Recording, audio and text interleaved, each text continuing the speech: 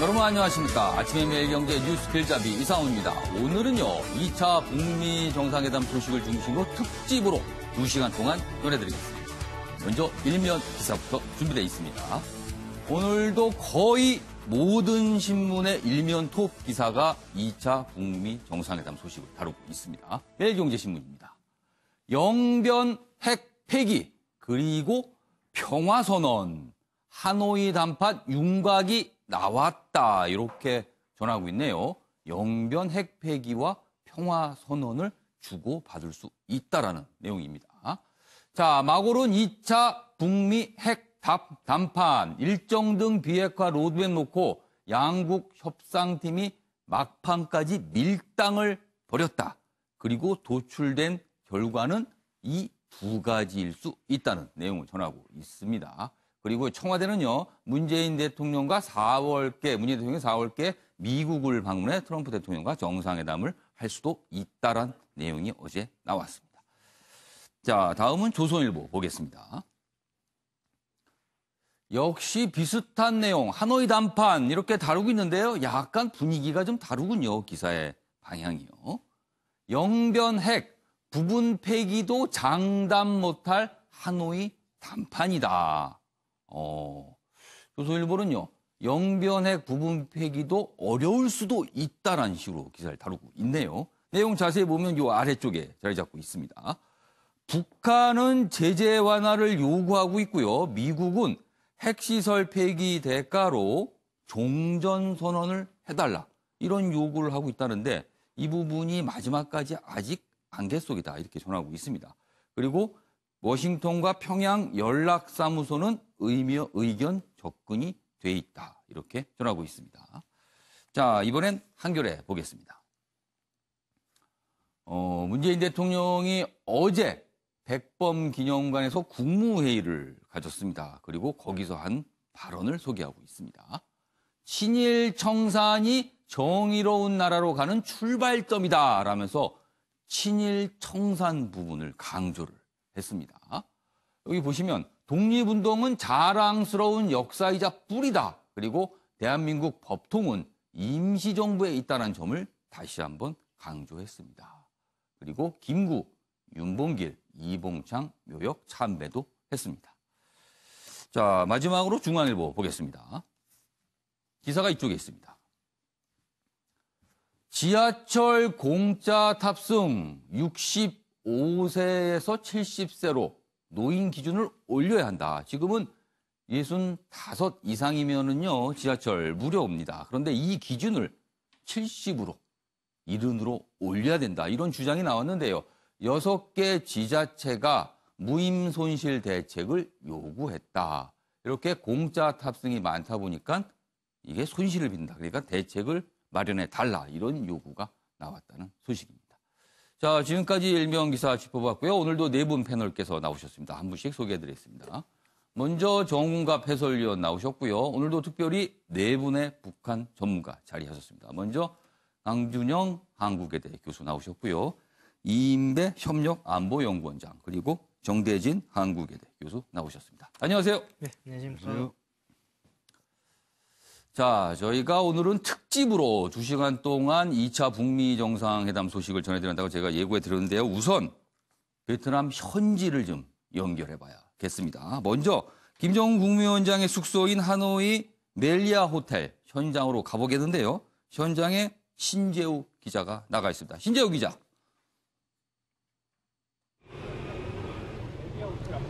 네, 이곳 멜리아 호텔에서는 아직까지 특별한 움직임이 포착되진 않았습니다. 어제 오후 6시쯤 북한 대사관에서 돌아온 김정은 위원장은 14시간째 지금 숙소에서 나오지 않고 있는데요. 멜리아 호텔은 김 위원장 도착 전후로 삼엄한 경비태세가 유지되고 있습니다. 김 위원장이 지난 싱가포르 회담처럼 혹시 밤에 나와 이런저런 퍼포먼스를 할 가능성을 기대해봤지만 깜짝 이벤트는 없었습니다. 또 중앙조선통신은 김 위원장이 하노이에 도착한 뒤 멜리아 호텔에서 미국 실무대표단의 보고를 받았다고 전했습니다. 현지 시간 어제 오전 11시에 도착해 북한 대사관을 방문하기 직전인 오후 5시 사이에 보고를 받은 것으로 보이는데요. 관련 보고는 동당역으로 김 위원장을 마중 나갔던 김혁철 대미 특별대표가 대면으로 했을 것으로 예상됩니다.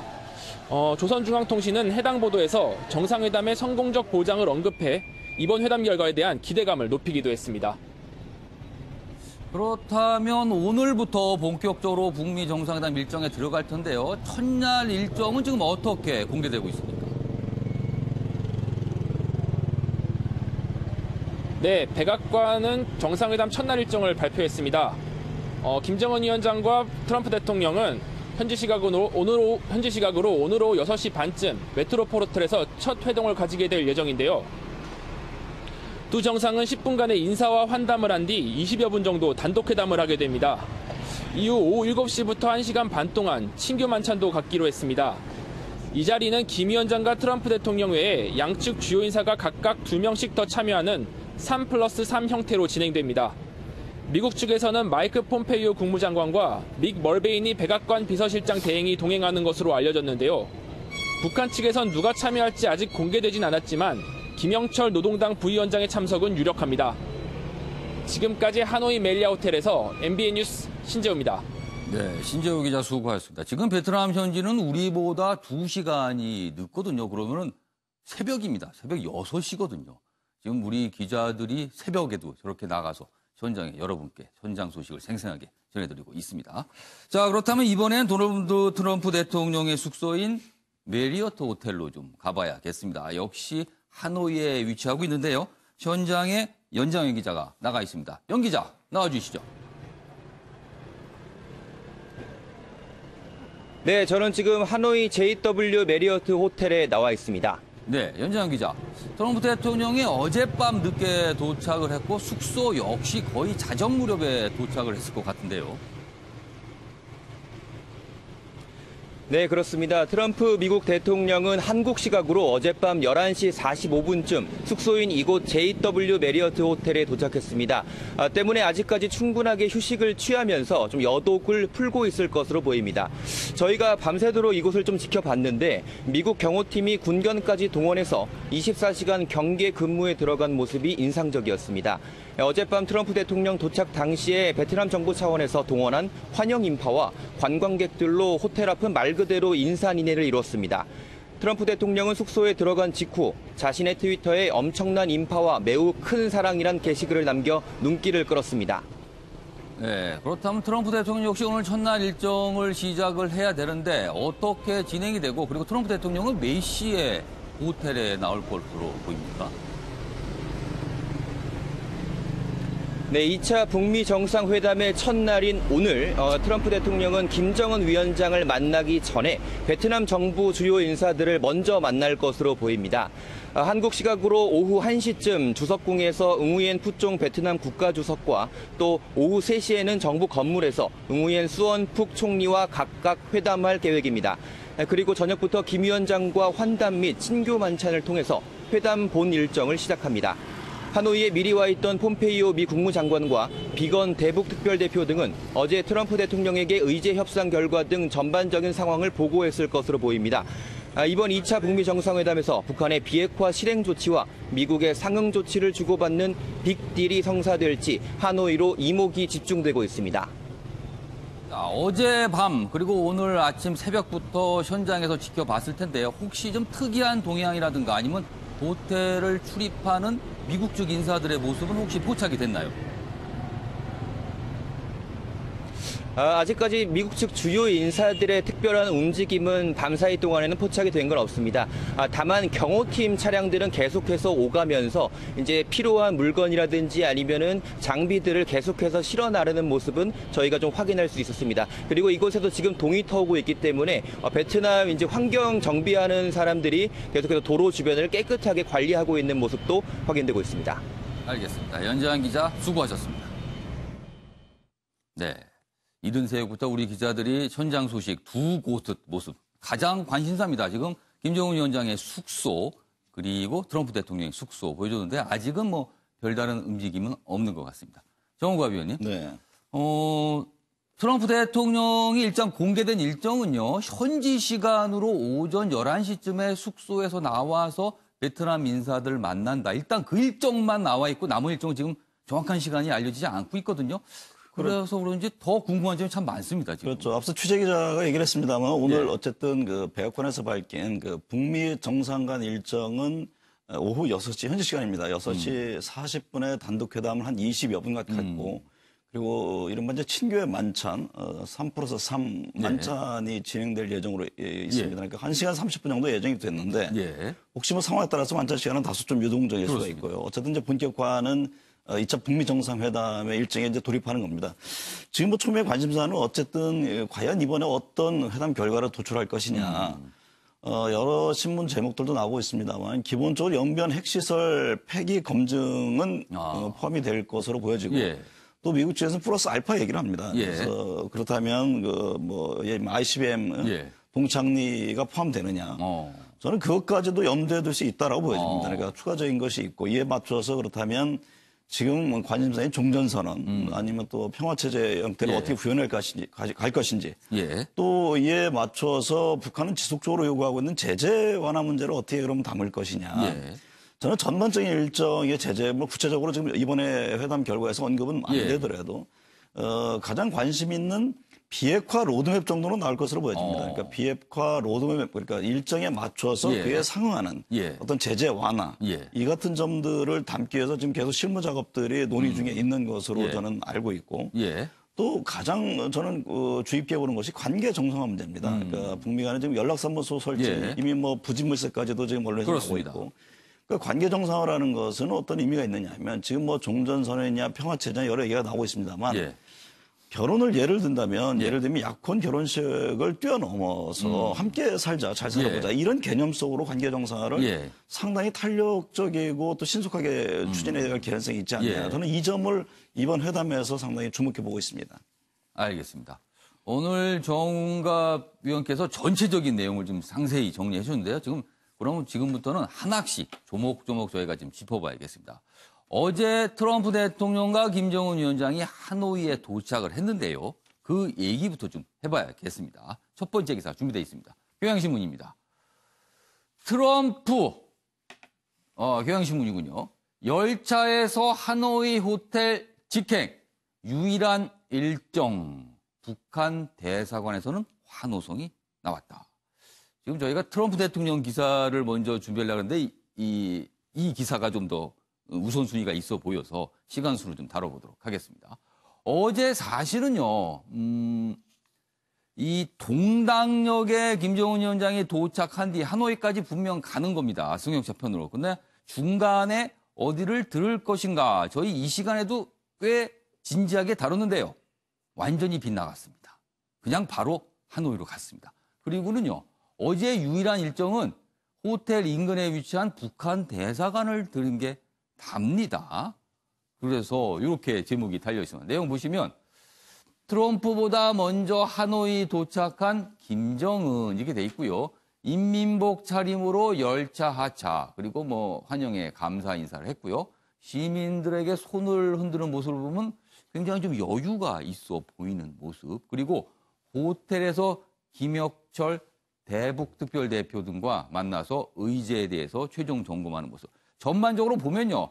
어떤 일정을 하기보다는 오늘, 내일 협상에 대비하는 듯한 그런 모습이 좀 포착이 됐습니다. 자, 그럼 여기서 어제 김정은 위원장의 하루의 모습 영상으로 준비했습니다. 보시죠.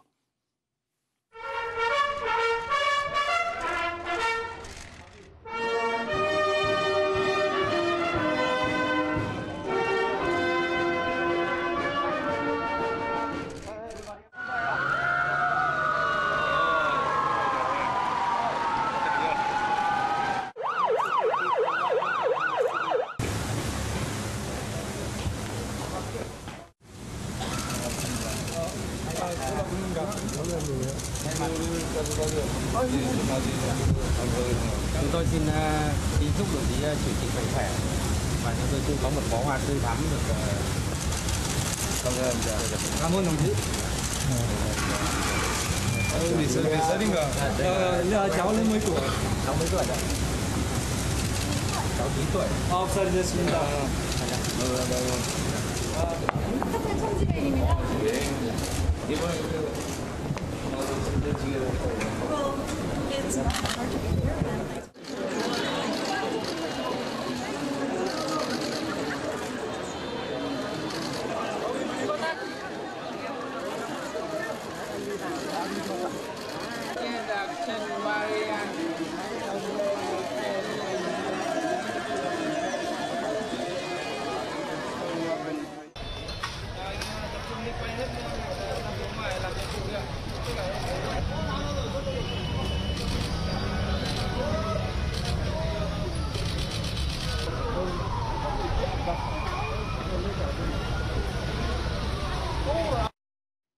네.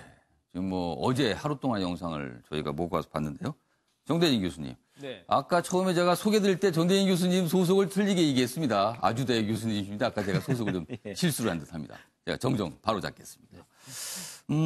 일단 어제 김정은 위원장이 북한 대사관을 들른 것 말고는 별다른 일정이 없었습니다. 네, 이 모습은요. 지난해 싱가포르 정상회담 때하고는 사뭇 다릅니다. 그때는 좀 와서 야간에 좀 다니고 그 싱가포르 시민도 만나고 했었는데 어제와는 달리 좀 모습이 비춰져서 이건 또 어떤 의미가 있을까? 어떤 각오가 있는 것일까? 이렇게 좀 생각을 해봐야 될 것 같아요. 네, 굉장히 좀 긴장감이 역력한 모습인 예, 것 같습니다. 작년 같은 경우에는 야경을 봤죠. 그래서 작년에 대비해 봤을 때는 예. 이번에도 뭐 하노이 야경을 좀 당 간부들하고 같이 한번 지켜보면서 평양 야경하고 신의주 야경하고 다른 게 뭔가 좀 물어보기도 하고 그렇게 좀 예, 예. 자극을 주는 계기를 마련하지 않을까 생각도 했었는데 그러지 않고 어쨌든 숙소에서 회담 준비에 지금 만전을 기하고 있으리라 생각이 됩니다. 이 부분도 언론들이 다 빗나갔습니다. 그렇죠. 뭐 어제 그만큼, 밤에 좀 활동을 그렇죠. 할 것이라는데 역시 틀렸습니다. 예, 예. 그만큼 좀 각오를 다지고 있는 것 같고요. 예. 죽어서라도 지키겠다고 하는 입장이죠, 북한은. 어. 그리고 좀 트럼프 미국 대통령 같은 경우에는 뭐 빨리 결과를 만들고 성과를 포장해서 덮겠다는 그런 입장일 건데 그럼 예. 양측이 지금 그렇게 만났을 때 어떤 예. 결과가 나올지 참 예측 불가죠. 사실은 죽어서라도 지키겠다는 쪽이 늘 이기게 돼 있죠. 역사의 전례를 보면은. 죽어서라도 지키겠다는 것은 무엇을 지키겠다는 건가요, 그러면은? 지금 핵을 각오는? 지키고 나라를 지키겠다는 것이죠. 아. 어쨌든 결국에 그러니까 이번에 그렇게 그렇죠. 호락호락하게 뭔가 그럼요. 타협을 내놓지는 않을 것이다. 예, 그래서 작년에 첫 만남의 의미가 있었던 거고 이번은 예. 어쨌든 성과를 내야 합니다. 예. 북한과 미국 모두 다 자신들이 원하는 성과를 낼 건데 예. 북한 측의 자세가 보다도 좀 결연하지 않을까 아. 그런 생각을 해봅니다. 또 한 가지 궁금한 것이요. 오늘 뭐 트럼프 대통령과 1대1 회담 그리고 만찬 이 일정은 잡혀 있습니다. 그리고 트럼프 대통령의 경우는 오전에 그리고 뭐 점심 무렵에 베트남 인사들을 만난다고 알려져 있거든요. 그런데 김정은 위원장은 지금 오전 오후 일정이 전혀 알려지지 않고 있습니다. 과연 숙소에서 몇 시쯤 떠날 것인가 이 부분도 지금 모르고 있거든요. 자, 이인배 위원장님. 우선 오후까지 무엇을 할까요?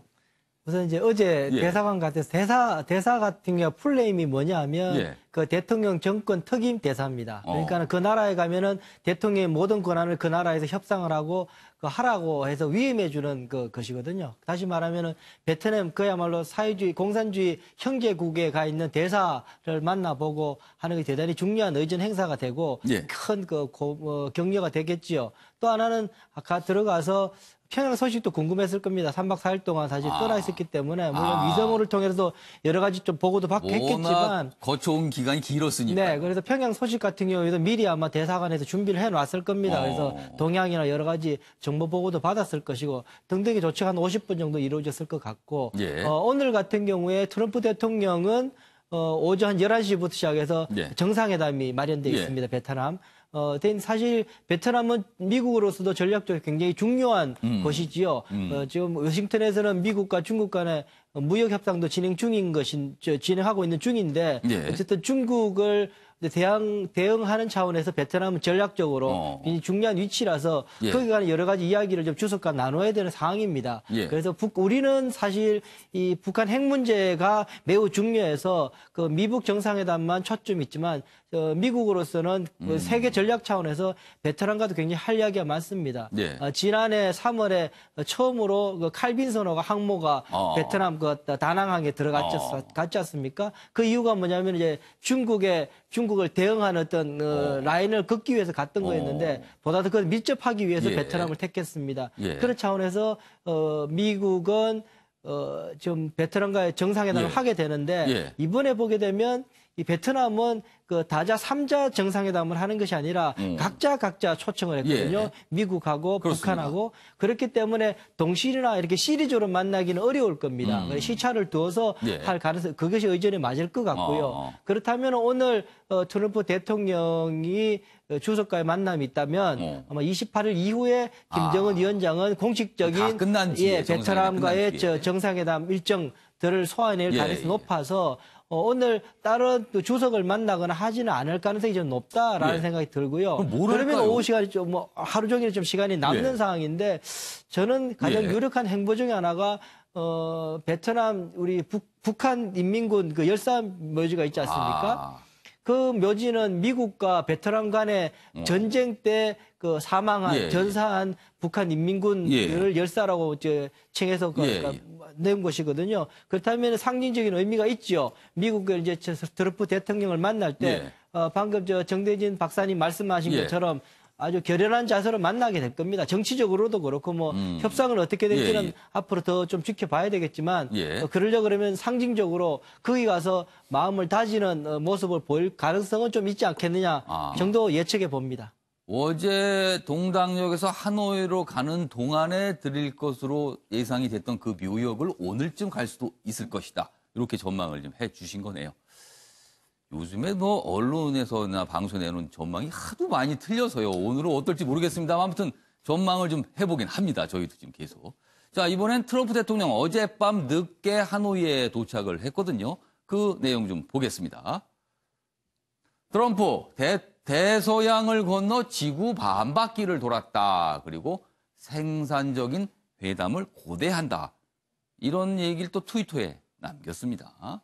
비행기 안에서요. 출국 전 기내에서 트위터, 뭐 출국 전에도 했고요. 기내에서도 했고요. 현명한 결정 내릴 것이다. 기대감 드러내며 압박도 했다. 이렇게 전하고 있습니다. 그리고 에어포스 원 2차례 급유를 했고요. 밤늦게 하노이 공항에 도착을 했습니다. 이 사진 보시면 좀 뭐 어둡죠? 그리고 의장대 사회를 봤는데 이렇게 사회를 받고 바로 숙소로 갔습니다. 뭐 별다른 얘기도 없었고요. 그래서 저희가 영상으로 좀 보여드릴까도 했는데 그냥 이 사진이 전부입니다. 그래서 뭐 따로 영상을 안 보셔도 될 것 같고요. 이 모습 그대로 됐고 숙소로 갔고요. 이후에는 아직까지 어떤 장면도 지금 언론에 포착되지 않고 있습니다. 자, 강주영 교수님. 트럼프 대통령 뭐 특유의 트위터 글 많이 올렸습니다. 떠나기 전에도 꽤 여러 가지 의미를 담고요. 그리고 기내에서도 뭐 생산적인 회담 고대한다 했는데 트럼프 대통령은 지금 무슨 생각을 하고 있을까요? 정말 이번 회담이 생산적 회담이 돼야 되는 아주 어떻게 보면 굉장히 절박한 상황이죠. 사실 이번 회담을 자세히 살펴보면 김정은 위원장도 마찬가지입니다.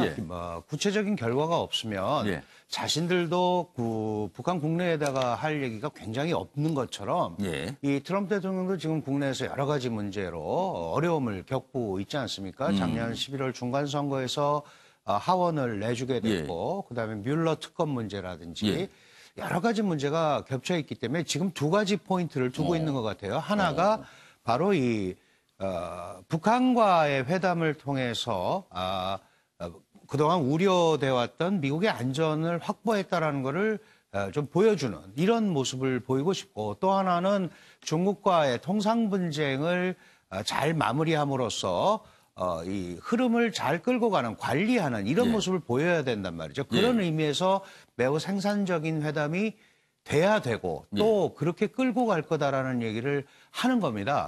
그러니까 어제 떠나기 전에 이 주지사들과의 그 조찬에서도 얘기를 했습니다마는 이번 회담에 대한 어떤 기대라고 그럴까요? 이런 거를 계속 강조를 하면서 특별히 더 강조하는 것은 북한이 좀 자기의 이런 마음을 알아줬으면 좋겠다라는 거를 우회적으로 표현한 거죠. 뭐냐 하면 압박을 하는 겁니다. 이전과 같은 방식으로는 더 이상 안 된다. 제재는 병행될 것이다. 그러나 조금 더 가시적인 조치가 나온다면 얼마든지 얘기할 수 있다라는 그런 그 압박과 일종의 당근과 채찍 전략을 병행하는 그런 언사를 하면서 계속해서 자신의 어떤 그 목표를 달성하고자 노력을 하는 그런 모습입니다.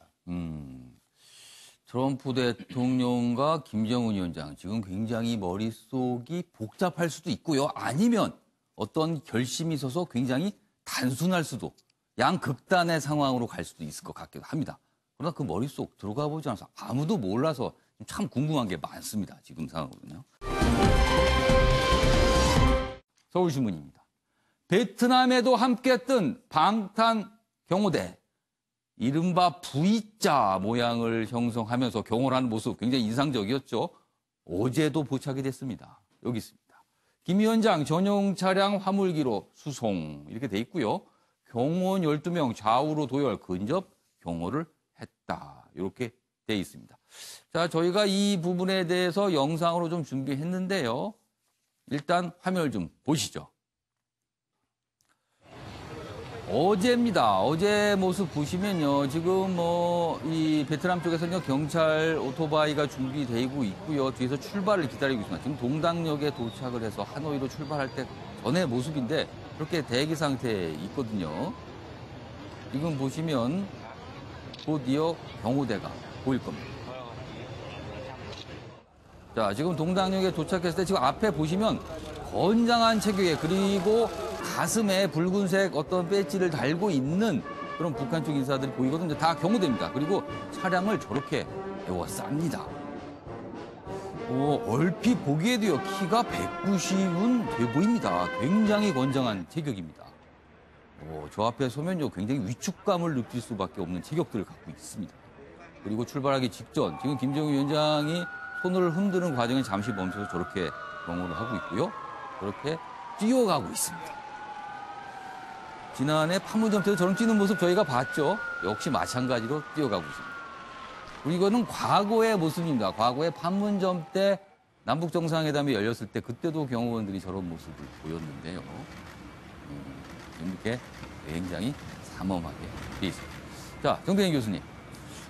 북한 쪽의 저 경호대, 일단 알려지기는 호위사령부 소속으로 알려져 있는데요. 아무래도 북한의 최고 지도자를 근접 경호하기 때문에 그 신원은 확실한, 북한 입장에서 매우 확실한 인물들이겠죠? 네, 맞습니다. 974 부대원들인데요. 예. 고위급 자제들로 구성이 되어 있는 것으로 알려져 있습니다. 딴 마음을 품으면 안 되잖아요. 그러니까 이 고위급 자제라는 거는 소위 북한에서 이른바 좀 잘 나간 상류층에 속하는. 그렇죠. 예, 단간부들, 자제들로 구성이 된 그 가운데서도 저렇게 건장한 체격을 가진 자제들을 또 뽑기도 쉽지 않을 거예요. 그 수가 참 많지 않을 건데 어쨌든 고르고 골라서 190cm 가까운. 키로 보면 농구 선수들 같습니다. 그럼요. 건장한 체격으로 일단은 위압감을 좀 조성을 해야 되기 때문에 그렇게 해서 저렇게 방탄 경호단을 구성을 해서 하고 있는데 한 13년 정도 복무를 한다 그래요. 974 부대원이 되면은.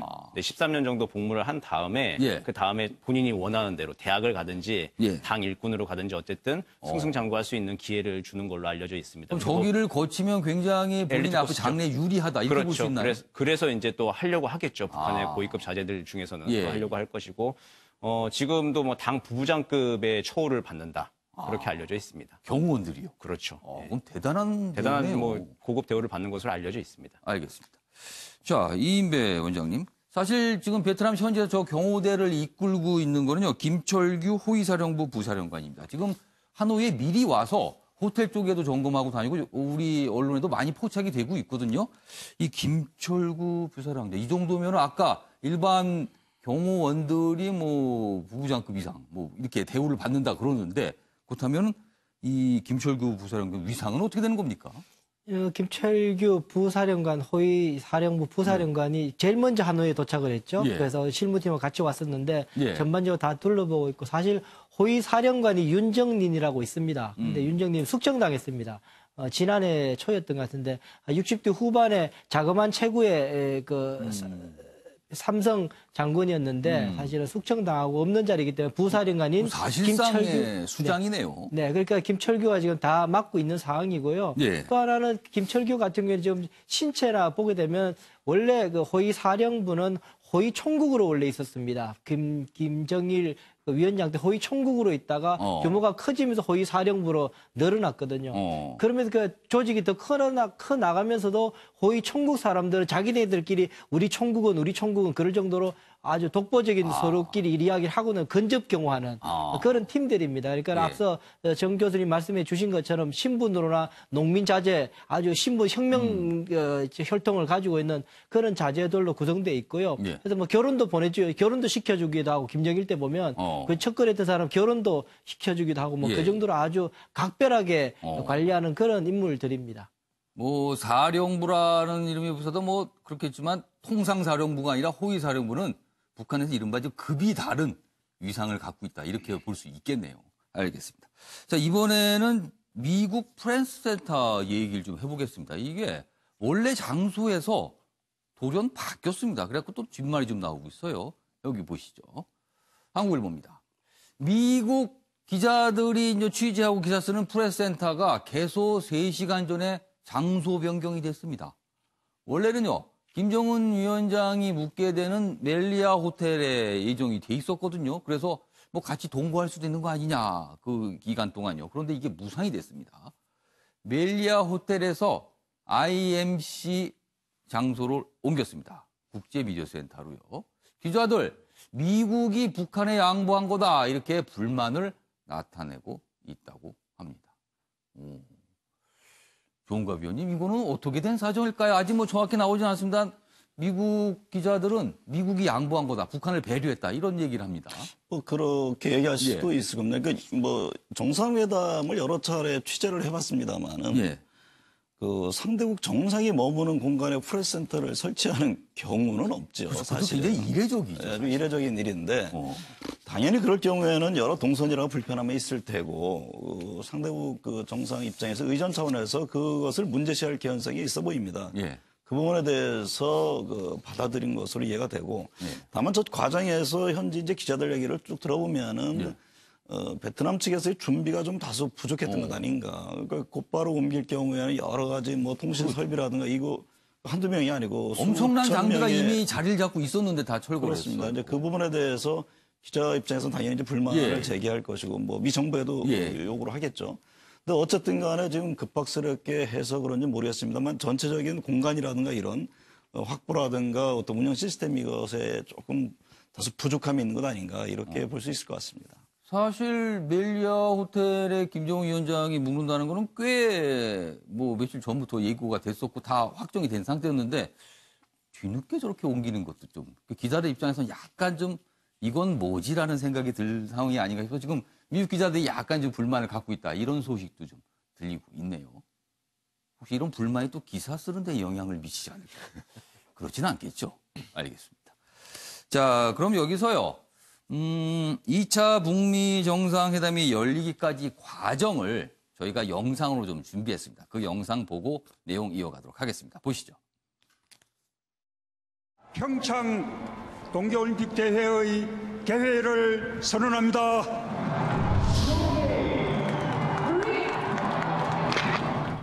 이 멀리 온 멀다고 말하면 안 되겠구나.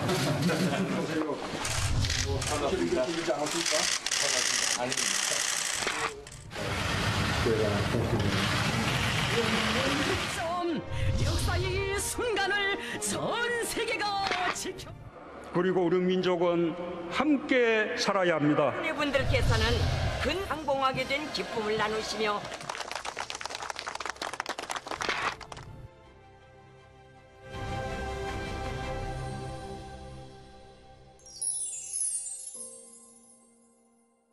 나는 앞으로도 언제든 또다시 미국 대통령과 마주 앉을 준비가 되어 있으며 반드시 국제사회가 환영하는 결과를 만들기 위해 노력할 것입니다.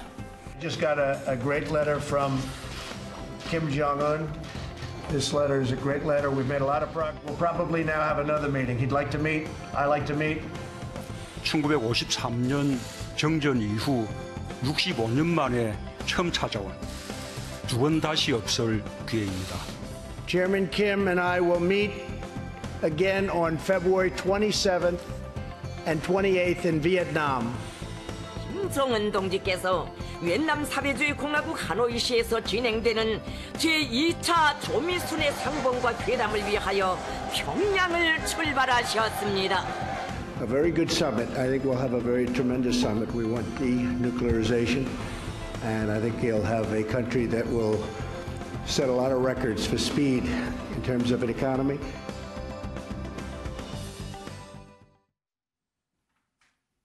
이슈들을 사진으로 살펴보는 시간 이슈컷입니다. 오늘은 베트남 하노이에서 열리는 2차 북미 정상회담 관련 이슈 태그를 사진으로 살펴보겠습니다. 첫 번째 이슈 태그는 초상화입니다. 한 남성이 그림을 그리고 있는데요. 하얀 캔버스 위에 그리고 있는 건 바로 북한의 김정은 국무위원장의 얼굴입니다. 그 옆으로는 미국의 도널드 트럼프 대통령과 김 위원장의 얼굴이 보이는데요. 팝아트 스타일로 그린 두 정상의 얼굴은 웃음을 띠고 있는 모습이죠. 이 그림들은 하노이에서 활동하는 한 화가가 그린 그림입니다. 이 화가는 북미 정상회담이 베트남 하노이에서 개최된다는 소식을 듣고 매일같이 두 정상의 초상화를 그리고 있다고 하는데요. 북미 정상회담이 최선의 결과를 내길 바라는 희망을 그림에 담았다고 합니다. 두 번째 이슈 태그는 이색 술입니다. 분홍빛 음료 위에 딸기가 올라가 있고 그 위에는 북한의 인공기와 미국의 성조기가 꽂혀 있습니다. 베트남 현지에서 판매되고 있는 북미 정상회담 기념 칵테일인데요. 소주와 미국의 위스키, 베트남의 파인애플 주스 등을 혼합해 만들었다고 합니다. 그리고 여기 또 다른 음료가 보이죠? 짙은 갈색의 에일 맥주입니다. 이 맥주는 김정은 위원장의 이름을 따서 김정에일이라고 합니다. 백두산에서 영감을 얻어 만든 이 맥주엔 고추가 들어가 있는데요. 백두산이 화산이라서 맥주에서도 강렬한 매운맛을 냈다고 합니다. 이색적인 이름의 술을 만들어낼 만큼 베트남 현지에선 회담에 대한 관심이 뜨거워 보이죠. 세 번째 이슈 태그는 2201호입니다. 크고 푹신해 보이는 하얀 침대가 깔끔하게 정돈되어 있는 모습인데요. 이곳은 멜리아 호텔 방 안의 모습입니다. 김정은 위원장은 북미 정상회담 기간 동안 이곳 호텔 22층에 머무는 걸로 알려졌는데요. 22층은 꼭대기층으로 총 11개의 방이 있는데 2201호가 가장 크고 좋은 방이라고 합니다. 이 방은 하얀 커튼이 쳐진 커다란 창이 있는 게 특징인데요. 커튼을 걷으면 하노이 시내 전경이 한눈에 펼쳐진다고 합니다. 지금까지 박진아의 이슈컷이었습니다. 네. 베트남 현지에서도 참 뭐 본인들이 직접 당사자는 아니지만 뭐 굉장히 관심 있고 그리고 이번 기회에 베트남을 전 세계에 뭐 사실은요 동당역이라는 곳은 한국 분들이 아마 거의 처음 보시지 않나 싶습니다. 굉장히 작은 도시고요. 하루에 기차가 2대 정도 온답니다. 그런데 전 세계에 알려졌습니다. 동당역이라는 이름이요. 그러니까 베트남 당국 입장에서는 굉장히 기쁜 상황이 아닐까 싶기도 하네요. 알겠습니다. 자, 이번에는요. 오늘부터 본격 시작되는 2차 북미 정상회담의 일정에 대해서 27일 오늘 일정에 대해서 좀 자세히 알아봐야겠습니다. 그리고 내용도 좀 살펴보시죠. 먼저 조선일보 기사가 준비되어 있습니다. 이렇게 되어 있습니다. 오늘은 짧은 환담 뒤 3+3 만찬이 예정돼 있다. 그리고 내일까지 이틀간 최소 5번은 만날 듯. 최소 5번입니다. 그리고 이것저것 따져보면요. 최대 7번 아니면 8번도 만날 수 있다는 계산이 나옵니다. 일정상 그렇게 돼 있군요. 여기 보시죠. 북한 김영철, 미국 폼페이오 만찬에 배석을 하고요. 내일은 단독 회담을 한 뒤 오찬을 하고 그리고 또 확대 회담을 합니다. 이후에는요.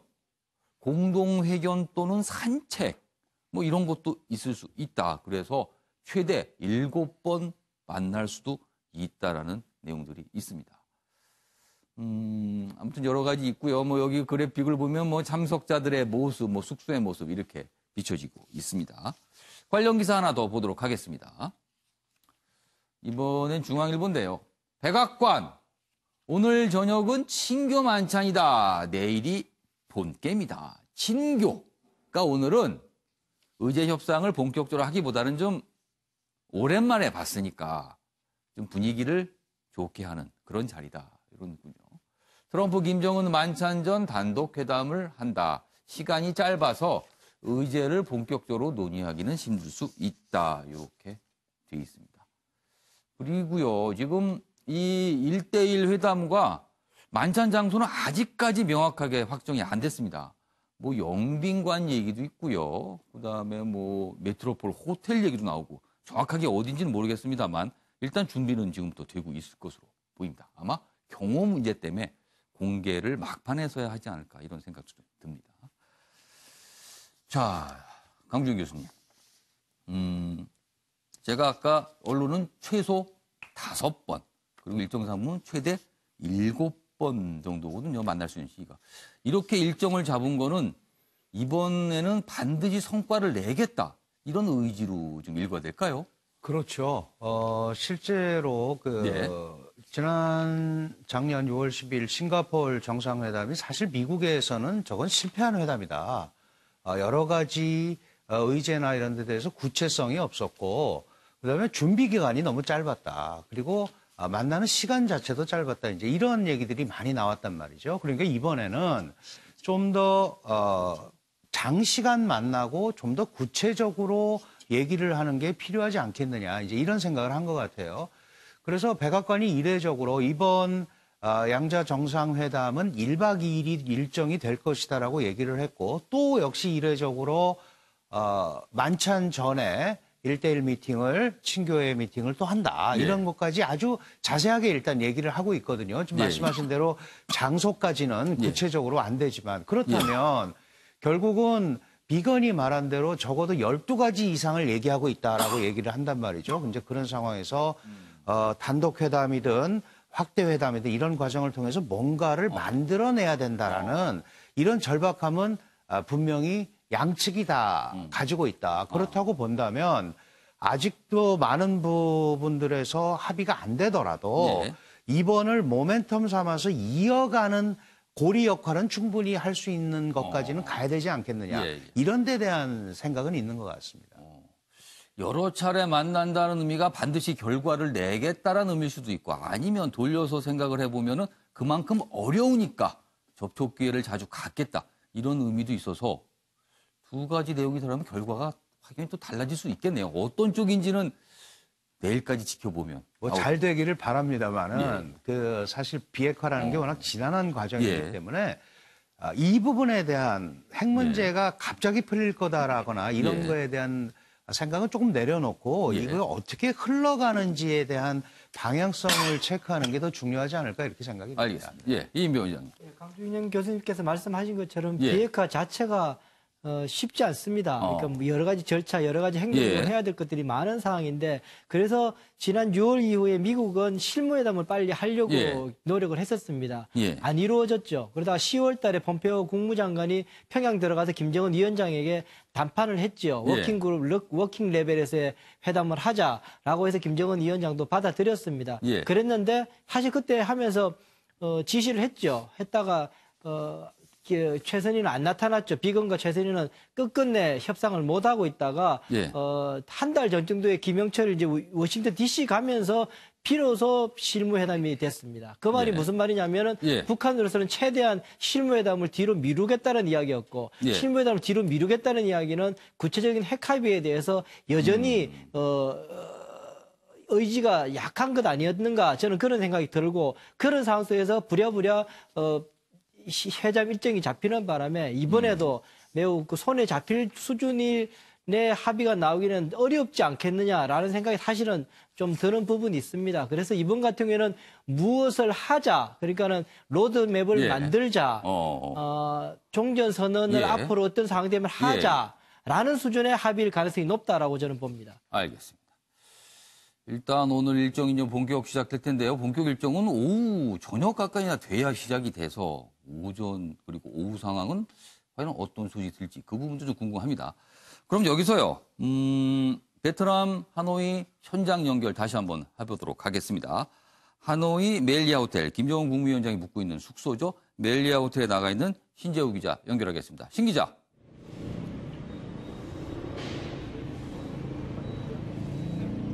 네, 멜리아 호텔에선 여전히 특별한 움직임은 포착되지 않고 있습니다. 현재 시간 어제 오후 6시쯤 북한 대사관에서 돌아온 김정은 위원장은 15시간째 숙소에만 머물러 있는데요. 멜리아 호텔은 김 위원장 도착을 전후로 극도로 고조된 경계수위 역시 여전합니다.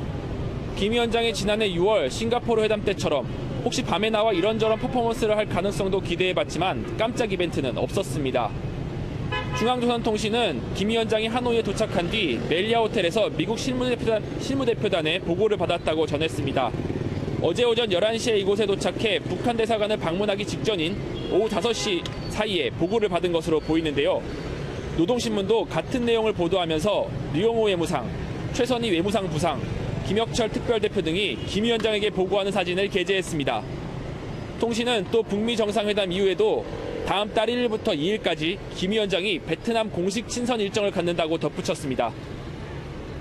자, 그렇다면 오후 저녁부터 본격적으로 일정이 시작이 되는데요. 그 일정에 대한 상세한 내용 좀 전해주시죠.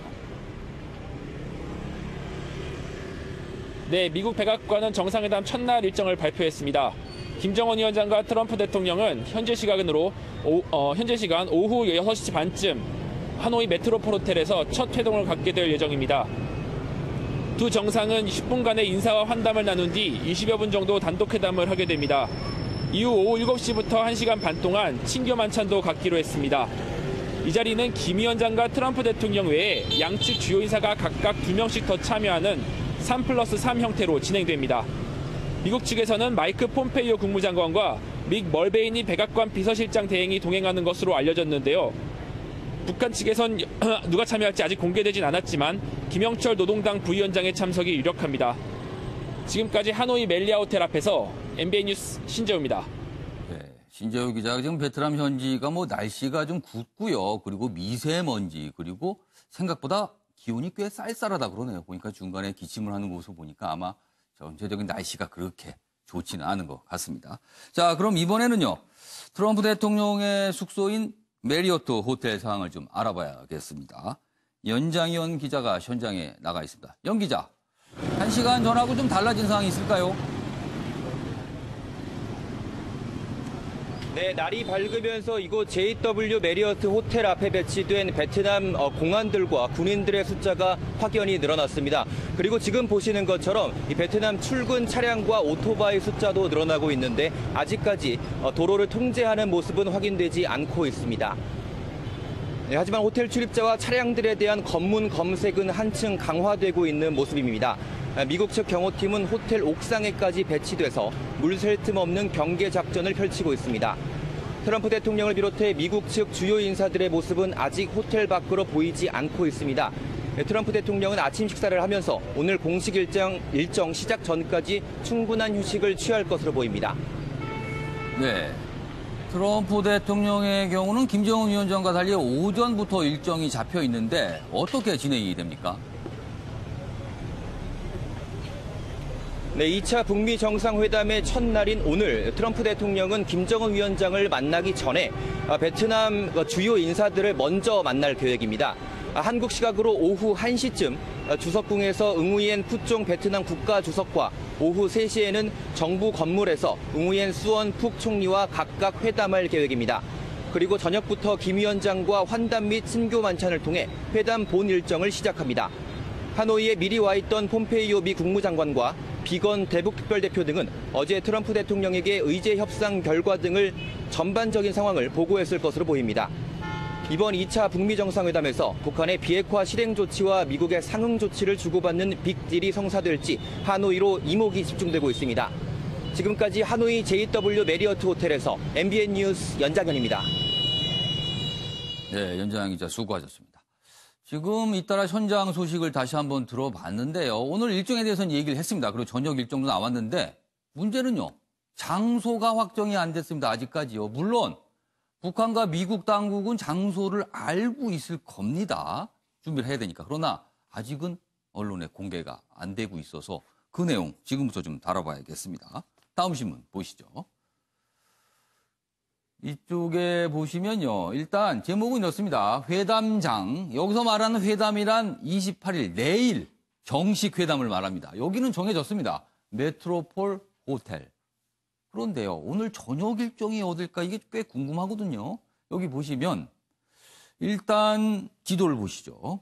여기 지금 기도가 큼지막하게 실려 있는데요. 여기 좀 확대를 해주시면 좋겠습니다. 만찬 가능성. 그리고 만찬장 유력이라고 된 곳이 각각 있습니다. 만찬 가능성이 있는 곳은요. 영빈관입니다. 영빈관. 그리고 만찬장으로 유력한 곳은요. 오페라 하우스입니다. 장소상으로는 굉장히 인접해 있는데요. 과연 둘 중에 어디에서 도대체 만찬을 하는 건지. 그리고 또 한 가지 궁금한 거는 이 만찬에 앞서서 1대1 회담을 합니다. 잠시 짧게 만나서. 그런데 그게 만찬장과 같은 장소일지 아니면 별도의 장소에서 만나고 또 이동을 할지 이 부분도 아직은 안개 속입니다. 여기 보면 이 장소들은 이 하노이 홍강 인근에 지금 모두 이렇게 자리 잡고 있는 모습입니다. 원래 여기서 뭐 사진도 좀 있는데요. 이때 보니까 이 화면상 좀 밑부분이 잘려서 정확하게 보이지는 않고 있습니다만 오페라 하우스의 모습은 전형적인 뭐 약간 소고풍 건물이고요. 영빈관 역시 약간 그런 소고풍 모습을 해서 과거에 전 베트남이 프랑스 식민지여서 아마 그 시절에 마련됐던 건물이 아닐까 이런 생각이 좀 듭니다. 정대인 교수님, 네. 이 장소 부분 막판까지 이렇게 공개한다는 건 역시 경호 문제가 있겠죠? 네, 그게 가장 큰 문제일 예. 겁니다. 뭐 다 정해져 있고 이미 예. 동선 체크 다 돼 있을 건데 우리만 모르고 있는 거군요. 그렇죠. 마지막 순간에 알고 있고. 예. 현장 이제 기자단한테 오늘 이제 임박해서 이제 조금씩 알려지기 시작하겠죠. 동선 준비를 해야 되니까. 예. 현장 기자들은 조금씩 이제 알려지기 시작할 거고. 예. 임박해서 우리도 여기 현지에서 들어오는 화면을 봐야 이제 알 수 있을 것 같습니다. 그러니까 막판에 임박해서 그때는 좀 공개하겠죠. 왜냐하면 네. 기자들이 거기 가야 되니까 그때는 그렇죠. 알려줄 네. 수밖에 없는데 지금으로서는 오늘 저녁에 있는데 아직까지 모르고 있습니다. 또 한 가지 궁금한 거는요. 만찬을 합니다. 그렇다면은 음식이 나온다는 소리죠. 무엇을 먹을까 하는 부분.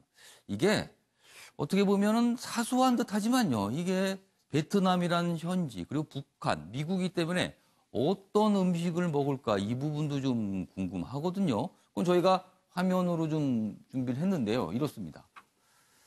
제2차 북미 회담 첫 만찬 메뉴는 과연 무엇일까? 관심사는 이 3개국 메뉴가 어떻게 좀 섞이나 이런 부분입니다. 남과 북이 만날 때는 남북의 음식, 뭐 냉면 먹어도 되고 상관없습니다만은 트럼프 대통령과 김정은 위원장이 만나는데 생뚱맞게 다른 음식이 나오는 것도 이상하고요. 그렇다고 각각의 음식을 내놓기도 상대방이 약간 거부감이 있어서 과연 어떤 음식일까 이런 부분이 궁금합니다. 지난 1차 정상회담 당시에는요 이렇게 나왔답니다.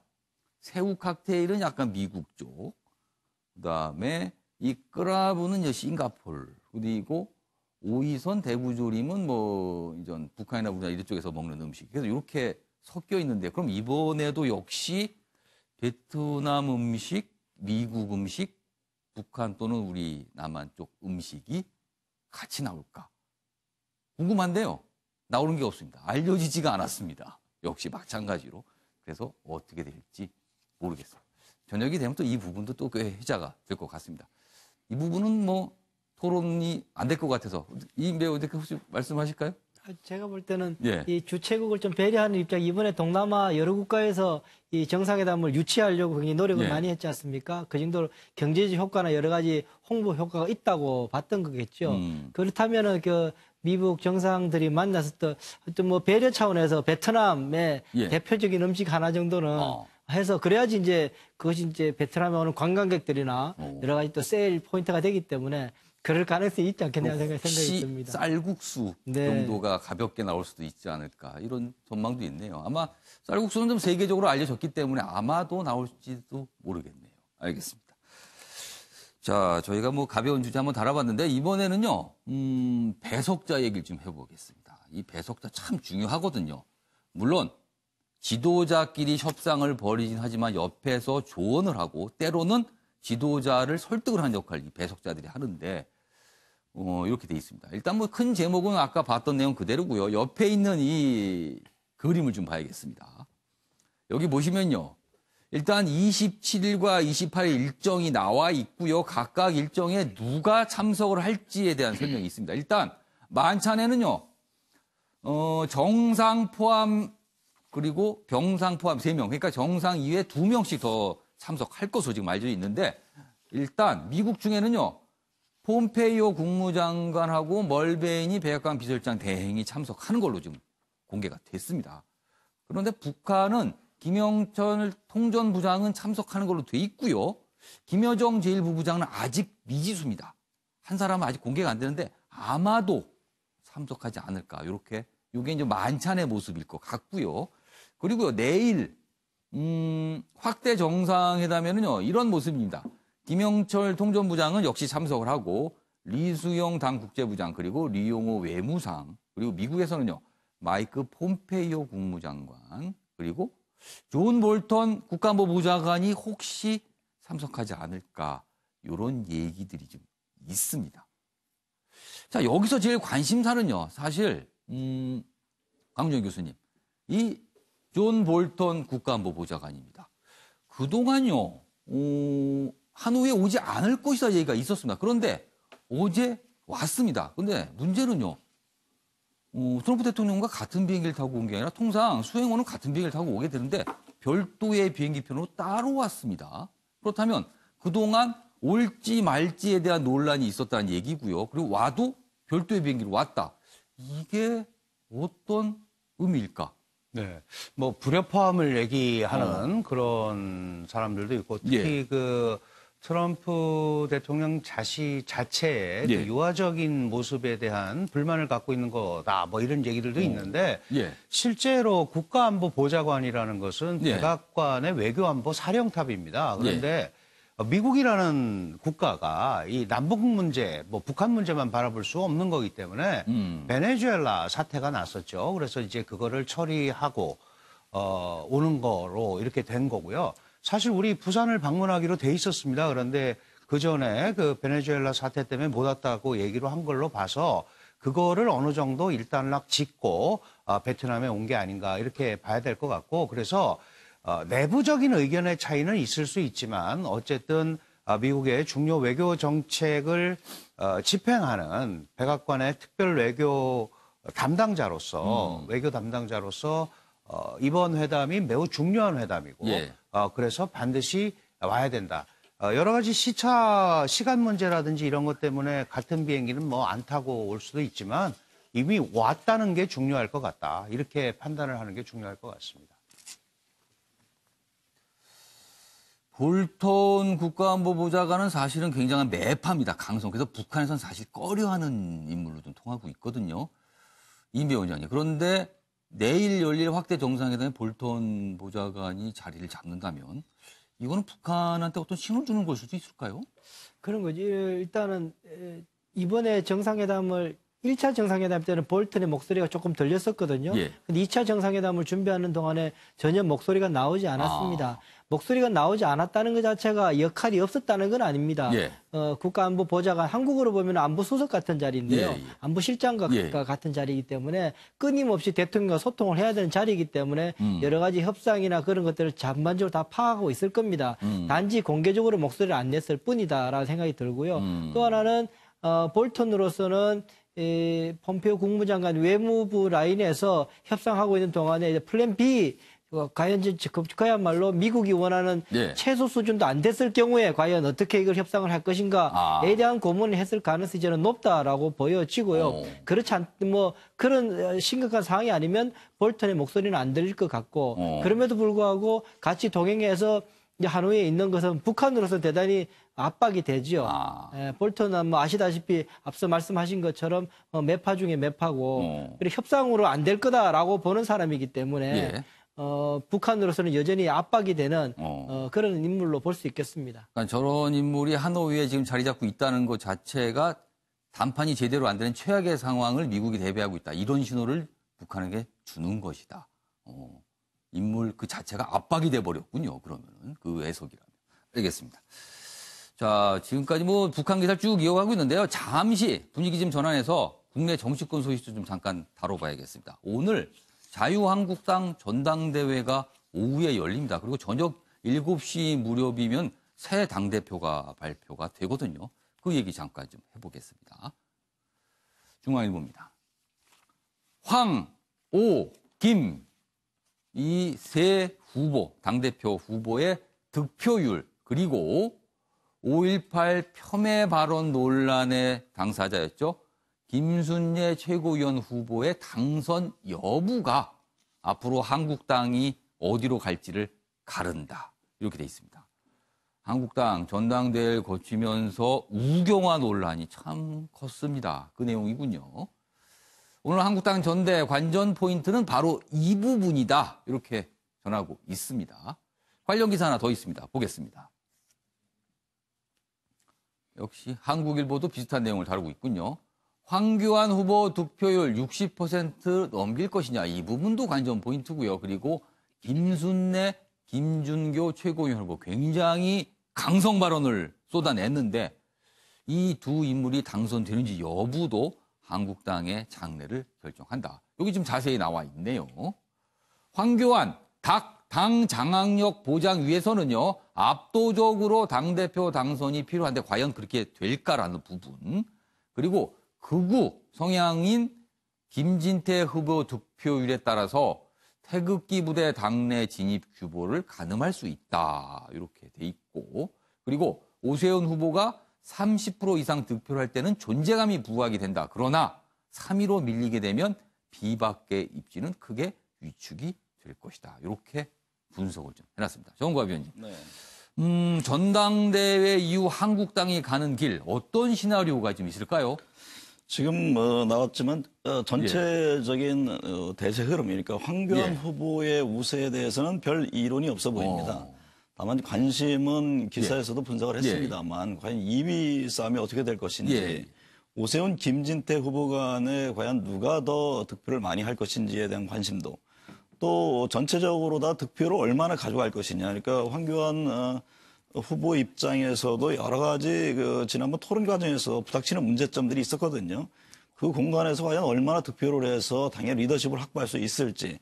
최고의 문제도 마찬가지입니다. 그 일각에서 계속 제기되고 있는 당의 우경화 문제를 과연 그렇다면 어떻게 극복할 수 있을지 이번 표심을 보면 좀 나을 겁니다. 그러니까 오세훈 후보 같은 경우에는 중도 확장에 대해서 또 어떤 개혁적 보수를 줄기차게 강조를 했습니다만 그게 과연 그 당원들이라든가 지지 관련해서 어떤 흐름을 보일 것인지 그러니까 개인의 어떤 정치적인 미래도 굉장히 밀접한 관련이 있는 겁니다. 다만 저는 이번 전체적으로다가 전당대회를 보면서 큰 아쉬움을 갖는 것은 전당대회라는 게 사실은 어떤 미래에 대한 당의 미래 어떤 이 부분에 대해서 국민들에게 보여주면서 좀 더 외연을 넓혀가야 될 텐데 과거 지향적인 뭐 우경화라든가 여러 가지 뭐 태극기 부대의 논란 여기에 매몰돼 있어서 과연 누가 되든지 간에 향후에 내년 총선을 앞두고 여러 가지 공천 과정에 부딪힘이 있을 텐데 그걸 극복해 나갈 수 있을 것인지 지금의 지도 체제가 내년 총선까지 지속적으로 갈 수 있을 것인지 이런 부분에 대해서는 여러 가지 좀 궁금증을 낳게 합니다. 그러니까 그렇다면 차후에 또 총선 임박 속에서 뭐 또 다른 정계 개편의 소용돌이 이런 것들이 오늘 어쨌든 간에 전체적인 득표율과 상당히 밀접한 연관이 있다 이렇게 보여집니다. 알겠습니다. 사실은 제1야당인 자유한국당 당대표, 새 당대표가 뽑히는 날은 상당히 비중 있게 다뤄지는 뉴스인데요. 워낙 큰 뉴스인 2차 북미 정상회담이 있어서 약간 좀 가려지는 느낌이 있으나 저녁 7시면 새 당대표가 발표됩니다. 자, 이번에는 사회 기사 간단한 것으로 하나 정도 보겠습니다. 여기 기사 준비되어 있습니다. 이 버닝썬, 뭐 끊임없는 논란이 이어지고 있습니다. 이 뭐 클럽인데요. 경찰 버닝썬 대표 집을 압수수색을 했고요. 그리고 이 승리 씨, 연예인 승리 씨. 성접대 의혹 이런 것도 불거져서 뭐 내사에 착수했다 이런 소식입니다. 이 버닝썬 대표 뭐 검사를 해보니까 뭐 마약 양성 반응을 뭐 보였다 뭐 이런 얘기도 나오고 있고요. 그래서 뭐 수색을 했다. 그리고 승리 쪽 뭐 성접대 의혹이 불거졌는데 그 의혹 자체가 가짜 뉴스다 또 이렇게 부인을 하고 있어서 진위 공방으로 가고 있습니다. 아무튼 경찰 이게 유착 의혹도 불거졌고요. 마약, 폭행, 뭐 성폭행. 글쎄요, 이게 어떻게 흘러가는 건지. 아무튼 계속 뉴스가 나오고 있는데요. 오늘도 역시 사회면에 굉장히 비중 있는 뉴스로 다뤄지고 있습니다. 뭐 이 정도로 저희가 간단히 소개하고요. 오늘은 특집입니다. 북미 정상회담 특집인 만큼 다시 정상회담 주제로 돌아가도록 하겠습니다. 이번에는요. 의제를 좀 본격적으로 다뤄보겠습니다. 지금 뭐 저희가 중요한 형식 과정들 다뤄봤는데 이제 내용 문제를 좀 다뤄봐야 되는데 이게 자칫 딱딱할 수 있지만 가장 중요한 부분이기도 합니다. 먼저 서울신문 준비되어 있습니다.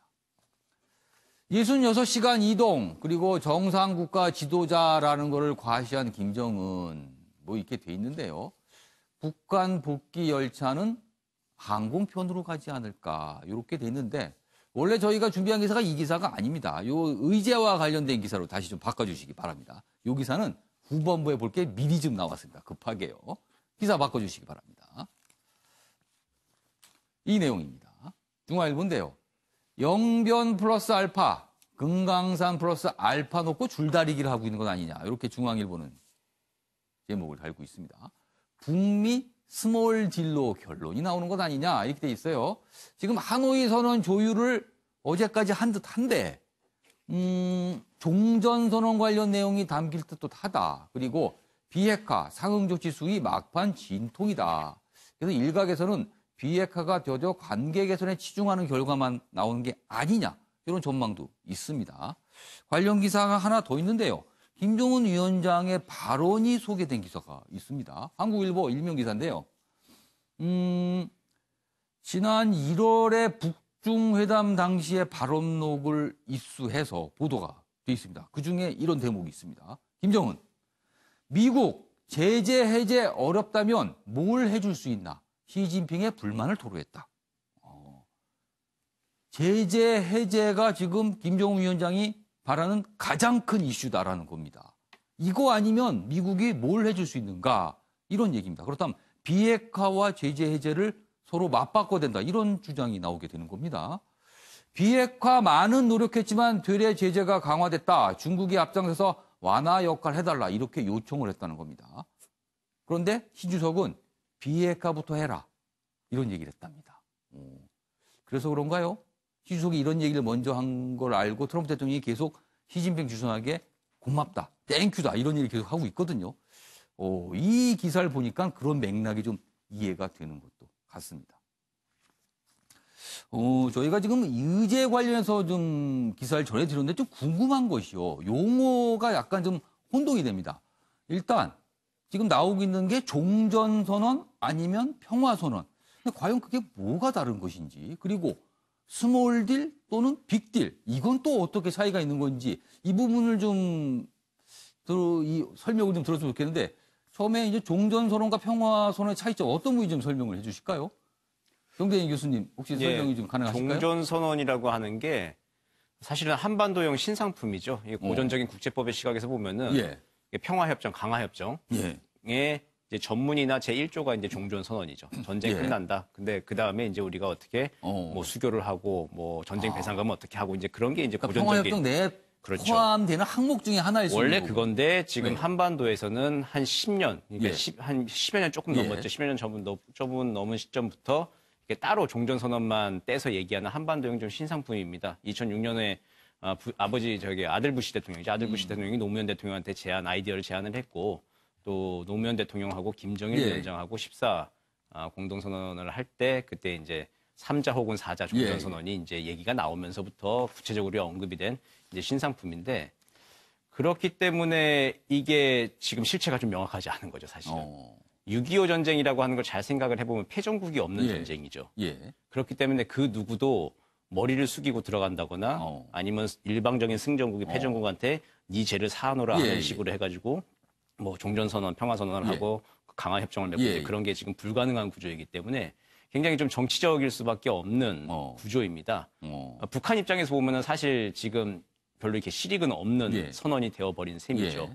이게 뭐 방금 기사에도 나왔지만 제재 해제만이 이제 북한이 지금 원하고 있는 단기적 실익, 중장기적 실익으로 원하고 있는 것인데, 종전선언이라고 하는 것은 사실 이제 말뿐인 잔치다라고 판단하고 있기 때문에 지금 이게 수면 위에 올라와 있긴 하지만 그렇게 매력적인 사탕일지 북한한테. 미국 입장에서는 그래 해주겠다라고 하는 것인데, 말씀드렸지만 북한은 스스로 또 패전국이 아니라고 생각합니다. 종전선언에 목을 맬 이유는 사실 없는 것이죠. 그렇기 때문에 좀 겉도는 것이 있는 것이죠. 사실. 평화선언은 또 뭡니까? 그거보다 수위가 또 낮은 건가요, 평화선언은? 수위가 낮을지는 모르겠습니다. 어떻게 문구를 쓰느냐의 문제인데, 북한과 미국이 잘 지낸다라고 하는 걸 선언하는 거죠, 전 세계. 공식적으로 하는 것인데, 근데 이게 북미 간에 사실 이게 의미가 있을지는 잘 모르겠습니다. 뭐 북미 정상회담도 이미 했고, 사실상 지금 뭐 내일 모레 전쟁이 날 것 같은 기운이 있는 것도 아닌 상황에서 평화선언을 한다는 것이 정말 양측에 뭐 안 하는 것보다 좋겠지만, 분위기를 좋게 하는 데는 좋겠지만, 정말 이게 구체적인 진전 실익이 있는 것인지에 대해서는 한번 좀 생각해 볼 여지는 있죠. 강주현 교수님. 종전선언이라고 그러면 일단 전쟁을 하지 말자. 전쟁을 끝내자라는 것 같고요. 평화선언은 싸우지 말자라는 것 같아요. 근데 이게 알쏭달쏭합니다. 어떤 의미가 있는 건지.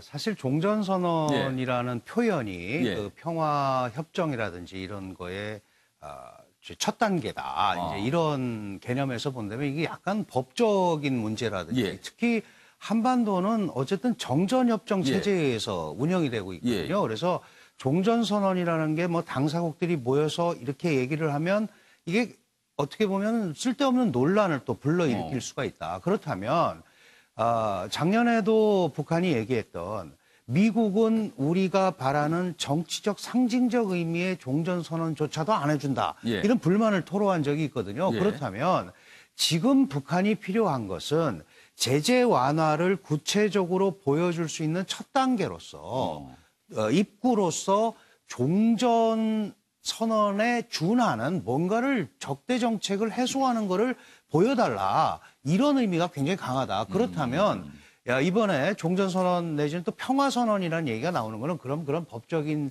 부분을 좀 완화시키고 상대적으로 우리가 더 이상 적대하지 않는다는 모습을 보여준다는 차원의 평화선언이 가능한 거 아니냐. 이런 논의가 나오는 서로 거다. 적대적으로는 좀 대하지 말자라는 그런 부분을 좀 보장하겠다. 정도로 이해를 하는 게 오히려 더 낫지 않을까 외교적 싶습니다. 정치적인 그런 의미가 담겨 있을 수도 있겠네요.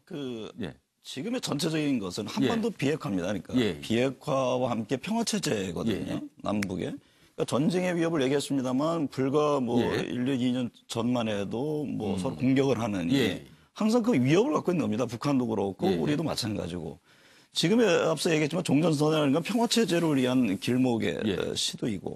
그래서 이 문제에 대해서 실익 부분은 맞습니다. 그러니까 북한 입장에서는 실질적인 제재 완화를 요구를 하고 있는 것이거든요. 이게 일종의 정치적 선언인데 그 부분에 대해서 방금 전에 설명을 해 주셨고 그래서 저는 이번 회담 과정에서 그것을 뛰어넘는 것이 관계 정상화 문제입니다. 그러니까 지금 연락사무소 설치라든가 미국과 북한이 서로 관계가 좋아지면은 종전의 평안이 이거를 차원을 뛰어넘는 그런 단계로의 어떤 전이 효과가 있거든요. 그러니까 그런 점에서 저는 좀 더 이번 회의에서 좀 구체화할 가능성이 있다라고 보는 것이죠. 그러니까 기존의 논란이 아니라 원래 종전선언 자체도 지난 1차 회담에서는 남북미에서는 가능성이 상당히 깊게 논의됐다.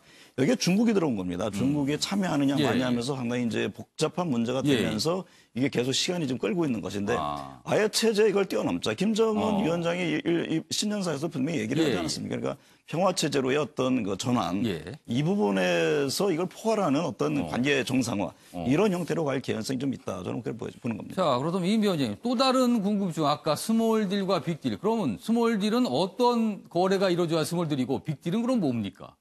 빅딜은 그런 거죠. 빅딜이라는 것은 북한이 가지고 있는 모든 핵 프로그램과 모든 핵 무기, 물지에 대한 결단을 내리고 어떻게 해체하고 포기할 것인가에 대한 그 가시적인 선언이 있고 거기에 반대격부로 전반적인 제재 완, 제재 해제, 최종적으로는 해제 수순까지 가는 여러 가지 제재 해제와 관계 정상화까지 전반적으로 다 포함하는 것이 빅딜이 될 겁니다. 이른바 상대가 원하는 모든 게 거래가 되는 부분을 말하는 거군요. 네, 가장 우리 대한민국으로서는 원하고 있고 바라고 있는 그런 부분일 수 있는데 지금 이제 스몰 딜이라고 이야기하는 것은 학자들마다 조금 그 진폭은 있습니다만 부분적인 핵 해체, 주로 이야기는 영변에 있는 핵을 해체하거나 그것도 사실은 셧다운하는 것이거나 불능화시키거나 폐기하는 거나 여러 가지 단계가 있긴 한데 좀 복잡합니다. 어쨌든 그 정도 수순을 놓고 미국은 또 상응 조치를 무엇을 할 것인가 정도 수준에서 하는 것이 스몰 딜이다. 그런 생각이 드는데요. 앞서 말씀드린 거 조금만 더 보태드리면 제가 볼 때 이 종전선언, 그러니까 전쟁을 종결한다고 선언하는 것은 미국으로서는 문구로 갖는 것은 대단히 지금 불편해하고 있는 그런 상황입니다. 그래서 이미 벌써 미국은 북한한테 그 불가침 선언은 이미 벌써 1993년부터 시작해서 9.19 때까지 제가 찾아본 것에 한 3번 정도 되는데요. 벌써 어떤 핵뿐만 아니라 재래식 무기로도 북한을 공격할 의사가 없다라는 것을 문서로 확인해 준 적 3번 있습니다.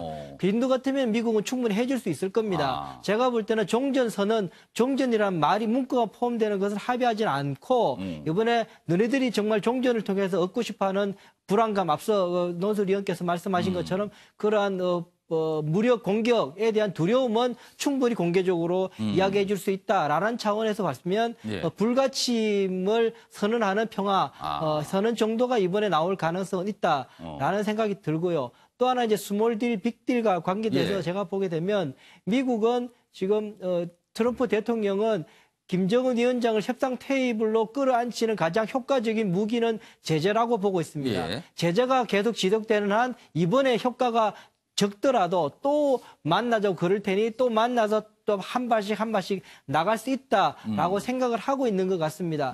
그런 차원에서 본다면은 제재 완화의 부분에서는 굉장히 인색할 가능성이 높다. 제가 볼 때는 인도적 지원 이상 나오기는 조금 어렵지 않겠느냐라는 생각이 들고요. 그렇다고 아무것도 안 할 수가 없으니까 할 수 있는 것이 연락사무소 설치 문제. 그것도 1994년에 이미 벌써 합의되고 부지도 됐고 인사까지 다 지명까지 됐던 적이 있어서 쉽게 그것까지는 갈 겁니다. 그것과 앞서 말씀드린 것처럼 종전선언을 전단계로서 불가침 정도를 이야기할 수 있는 수준의 정치적인 협상이 이 미국이 하려는 포맷 아닌가라는 생각을 해보게 됩니다. 그렇다면 이번 2차 북미 정상회담 결과는 스몰 딜 정도가 될 것이다. 그 말씀이시네요. 그러면. 정우가 위원님. 저는 그래서 이제 단계별 로드맵이 나온다고 보는 겁니다. 그러니까 지금 저는 종전선이 아니라 뛰어넘는 평화체제 형태의 언급이 있을 것이고, 이제 관계 개선을 상당히 진전시킬 것이고, 그다음 제재 문제가 상당히 복잡합니다. 그러니까 유엔 제재라든가 미국의 법이 있고 이렇게 굉장히 복잡한 문제이기 때문에 단계별 로드맵 속에서 거기에 상응하는 제재 완화 조치 형태가 좀 구체화되지 않을까라는 걸 좀 예상을 해볼 수 있다고 보고요. 저는 이제 빅딜과 스몰딜에 대해서는 여러 학자분들 계십니다만 이게 도대체 어떤 개념이냐. 빅딜과 스몰딜의 이게 개념적인 정리가 돼 있는 건지 상당히 의문스러운. 빅과 스몰이라는 게 이게 보기에 따라 달라지는 거라서요. 그래서 이것은 그러니까 어쨌든 간에 지금 모두가 얘기하고 있고 미국도 변함이 없고 우리 정부도 마찬가지고 한반도의 완전한 비핵화입니다. 완전한 비핵화. 그 비핵화를 위해서 여러 절차적인 과정이 있는 것이죠. 그러니까 1단계, 2단계, 3단계. 그러나 지금 이제 일각에서 보수진이 우려하는 것은 북한의 핵체제를 과연 인정 그대로 가는 것 아니냐라는 우려 섞인 목소리와 지적은 있을 수 있습니다만 이게 빅딜에서 끝날 것이냐 스몰딜에서 끝날 것이냐 이 자체의 논의에 과연 어떤 의미가 있는 것인지 그러니까 이 과정 속에서 있는 하나의 그 단계적인 변화의 흐름으로 이해를 해야 되는 것이 아닌지 저는 그런 생각이 듭니다. 강주현 교수님 처음 하시죠. 네, 그 비핵화라는 문제가 서로 개념이 다르잖아요. 그러니까 비핵화의 본질, 우리가 얘기하는 북한 핵폐기, 북한이 얘기하는 한반도 비핵화, 이거에 관한 명확한 얘기가 나와야 그다음에 이제 비핵화가 진전이 되고 제가 좀 강조드리고 싶은 것은 종전선언이 됐든 그게 무엇이 됐든 사실 우리는 남북한이나 미국과 북한 간의 관계만 생각하고 있지만 사실은 한국의 군사력이 주둔하고 있는 거를 가장 우려스럽게 바라보고 있는 데가 중국이란 말이죠. 결국은 종전선언이든 이런 체제가 선언을 해줘버려서 그게 부담이 될 수 있다면 잘못하면 미국 입장에서는 중국 좋은 일만 시켜줄 수 있다는 생각을 할 수 있습니다. 실제로 그런 게 많기 때문에 미국은 거기에 대해서 부담을 느끼는 거죠. 그래서 종전선언보다는 평화선언, 불가침 이런 쪽으로 몰고 갈 것 같습니다. 지금 관심사는 미국이 내놓을 상응 조치가 과연 무엇일까? 이 부분도 좀 기사로 다뤄지고 있는데요. 저희가 두 개의 기사 준비했습니다. 첫 번째 기사 보시면 경향신문입니다. 한미연합훈련 그리고 전략자산 한반도 전개. 이게 이 두 내용이 오늘 북미 정상회담 내일까지 의제로 다뤄질까? 이렇게 돼 있습니다. 질까로 돼 있습니다. 지나. 모르는 겁니다. 올라갈지 안 올라갈지. 이 부분은 우리가 좀 민감하게 반응하는 부분인데 이런 얘기도 하지 않을까 이런 전망도 나오고 있고요. 다음 기사 보겠습니다. 여기 보시면 북미 연락사무소 부지 물색 나섰다. 이 부분은 이미 합의가 뭔가 이루어진 것 같습니다. 각각 워싱턴과 평양에 연락사무소를 설치하는 부분 이미 땅을 보고 다니고 있답니다. 그래서 이 부분은 꽤 진척이 되고 있는 게 아닌가 이렇게 돼 있는데요. 전력 자재 반입 위해서는 제재를 일부라도 풀어야 되는데 이 부분은 또 어떻게 또 풀어갈까? 이 부분도 좀 관심사로 나타나 있어서 제재가 일부라도 풀지 않을까 이런 전망도 나오고 있는 상황입니다. 자, 이번에는요. 김정은 위원장이 이제 돌아가는 얘기를 좀 해봐야겠습니다. 올 때는 열차인데요. 갈 때는요. 열차가 아닐 수도 있다는 얘기가 나와요. 그 얘기 좀 보겠습니다. 아까 좀 처음에 미리 나왔던 기사인데요. 66시간, 66시간 이동, 정상화가 과시한 김정은 복귀는 열차일까 항공편일까? 왜냐하면 타고 온 열차가 돌아갔다는 얘기가 나옵니다. 그래서 그럼 이건 어떻게 되는 것인가? 이러거든요. 그래서 이 부분이 좀 궁금한데 정대현 교수님, 시간이 한 30초 남았는데 어떻게 예상하십니까? 돌아가는 길. 예, 돌아가는 길은 항공기를 이용할 가능성이 좀 높아 보입니다. 북한의 공식 발표대로면 3월 1일, 2일 베트남의 방문 일정을 소화를 해야 됩니다.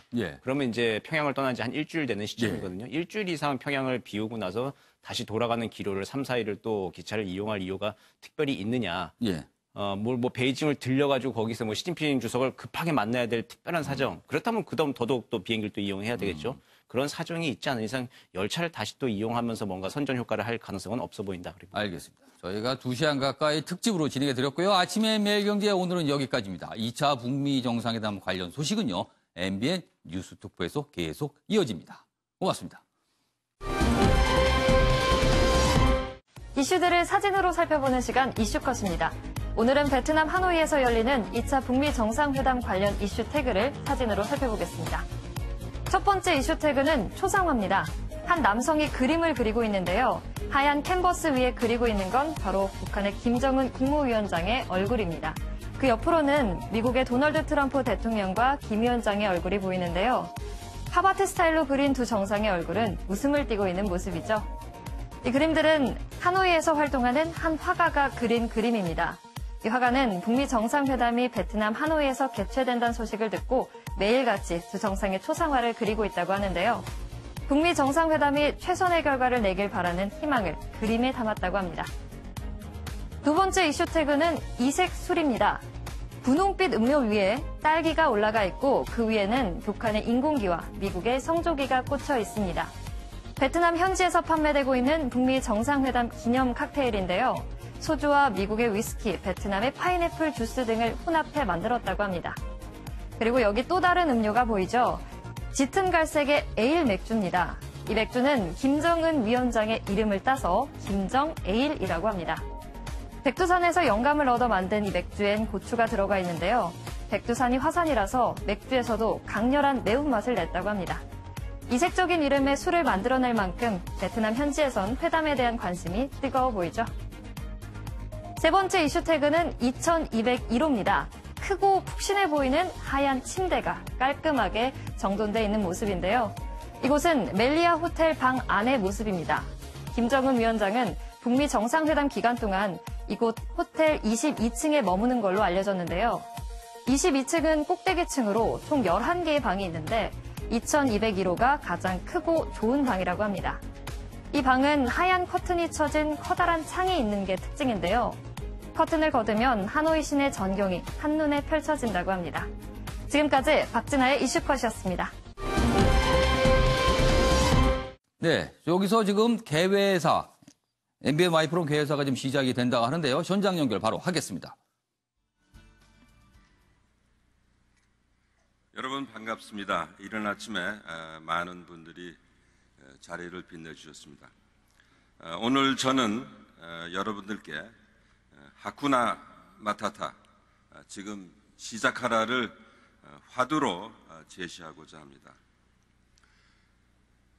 지금으로부터 약 500년 전에 천동설이 사실대로 인정이 되던 시절 두 젊은이가 지구는 둥글다 이런 믿음으로 대항해를 떠났습니다. 한 청년은 아메리카 대륙을 세계 최초로 발견했고 또 다른 청년은 세계 일주에 성공해서 지구가 둥글다는 사실을 입증했습니다. 주인공은 바로 여러분들 잘 아시는 크리스토퍼 콜럼버스와 페르디난드 마젤란이 되겠습니다. 이 두 청년에게 한 가지 공통점이 있었습니다. 바로 바다 끝은 낭떠러지이기 때문에 떨어져서 죽을지 모른다는 두려움에 맞섰다는 것입니다. 두 청년은 하쿠나 마타타, 즉 잘 될 거야, 문제없어 이런 믿음을 가지고 도전에 나섰고 이 도전은 이들을 역사적인 인물로 만들었습니다. 여러분들이 잘 아시는 IT 거물 빌 게이츠, 페이스북 창업자 마크 저커버그, 창조의 아이콘 스티브 잡스, 알리바바 창업자 마윈, 또 에어비앤비의 창업자 브라이언 체스키 등 세계 1등 드론 회사 창업자 왕타오. 이들은 어떤 특징이 있겠습니까? 하고 싶은 꿈을 찾자마자 학교도 직장도 포기를 하고 오늘 포럼의 주제인 지금 시작하라를 즉시 실행에 옮겼습니다. 시작은 매우 초라했습니다. 나이도 19, 20, 26, 28, 30으로 매우 어렸습니다. 또 창고에서 남의 사무실에서 또 친척에게 돈을 빌려 아주 작게 시작했지만은 세상을 바꾸는 놀라운 기적을 만들어냈습니다. 하쿠나 마타타 영화를 보셨으면 많이 들어보셨을 테고 케냐의 스와힐리어로 걱정 마, 다 잘 될 거야, 도전을 해, 이런 뜻이 되겠습니다. 월트 디즈니의 영화 라이언 킹에서 아빠를 잃는 어린 사자 심바에게 용기를 북돋워 주기 위해서 티몬과 푼바가 해줬던 이야기죠. 올해 MBN Y 포럼은 청년 여러분에게 하쿠나 마타타가 가져다줄 마법의 힘을 전하고자 합니다. 여러분들 앞에는 4차 산업혁명이라는 새로운 물결이 밀려오고 있습니다. 블록체인, 인공지능, 빅데이터, 클라우드 컴퓨팅, 새로운 미래를 예고하고 있습니다.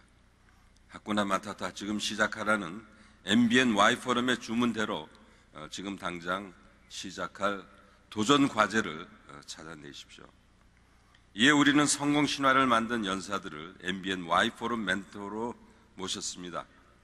이들은 우리에게 도전 정신, 챌린지 스피릿, 또 할 수 있다, can do 스피릿, 또 do dream 정신을 주문하고 있습니다.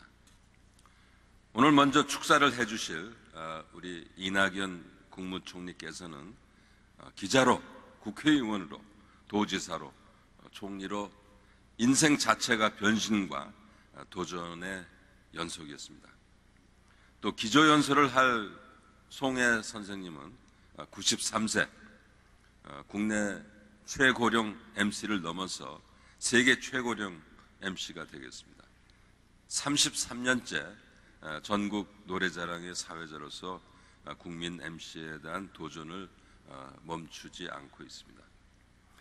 곧 베트남에서 화면으로 인사드릴 박항서 베트남 축구 국가대표팀 감독은 60의 나이에 해외 무대에 도전해서 베트남의 축구 영웅이 되었습니다. 고등학교 컬링 동아리였던 10대 소녀 팀 킴은 나도 할 수 있다는 캔두 정신으로 세계 2위 은메달의 기적을 만들어냈습니다. 컬링팀 한번 일어나 보세요.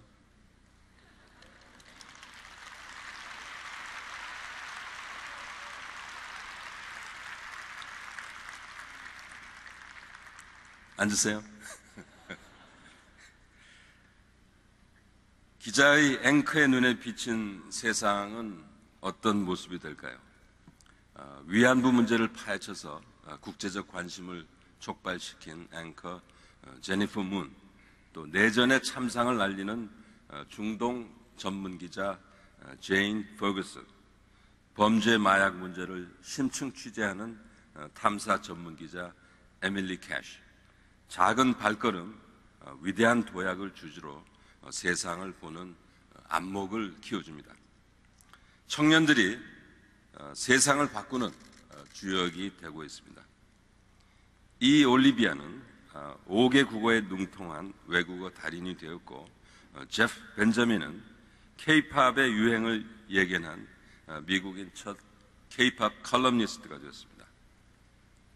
또 한국 뚱뚱은 중국을 사로잡은 인터넷 스타가 됐고, 마크 테토는 한국의 사회적 기업 열풍을 불어넣고 있습니다. 우리 앞에 어떤 미래가 펼쳐질까요? 미래 도시를 만드는 건축가 유현준 교수가 건축의 미래를, 또 독일 뮌헨 공과대학 학생들이 서울, 부산을 15분에 갈 수 있는 차세대 열차의 미래를 여러분께 말씀드리고, 또 가상현실 전문가 카일 랜드가 VR, Virtual Reality가 바꾸어 놓을 미래를 대예측하겠습니다. 2030 세대 15만 명이 직접 뽑은 또 다른 영웅들은 오후에 예정된 영웅쇼에 등장을 하겠습니다. 먼저 경제 영웅에 선정된 오세영 회장은 28살의 나이에 가방 3개를 들고 베트남에서 창업을 해서 동남아시아 최고의 한상의 꿈을 이뤘고, 임일순 홈플러스 사장은 유리천장을 깨고 여성 첫 유통업계 CEO가 됐습니다. 글로벌 영웅에 선정된 이연향 미국 국무부 통역국장은 33살 주부에서 미국 대통령의 통역사의 꿈을 이뤄냈고, 박은하 대사는 여성 첫 주영국 대사가 됐습니다. 문화예술 영웅에 뽑힌 이재훈은 충무로의 연기 대세로 국민적인 사랑을 받고 있고, 수연은 할리우드에 진출해서 해외 스타들과 어깨를 나란히 하고 있습니다. 오늘 특별 무대를 선보일 문화예술 영웅 아이콘은 지난해 최고 음원상을 휩쓸면서 K-팝의 새로운 신화를 만들어가고 있습니다. 사랑을 했다, 취향 저격, 리듬타 노래로 여러분에게 열정의 무대를 선보일 것입니다. 저는 한 번도 이 노래를 들어본 적이 없습니다. 저는 여러분들이 이런 포럼을 통해서 하쿠나 마타타, 그래 문제가 없어, 주문을 가슴속 깊이 담고 도전 정신과 캔두 정신으로 무엇이든 시작하기를 바라겠습니다. 희망찬 미래를 열어줄 성공 노하우를 배우는 소중한 시간이 되기를 바라겠습니다. 다시 한번 말씀드리겠습니다. 여러분 다 같이 따라 하십시오. 하쿠나 마타타. 하쿠나 마타타. 지금 시작하라. 그리고 새해 복 많이 받으십시오. 감사합니다. 자, 그렇다면 이번엔 도널드 트럼프 대통령의 숙소인 메리어트 호텔로 좀 가봐야겠습니다. 역시 하노이에 위치하고 있는데요.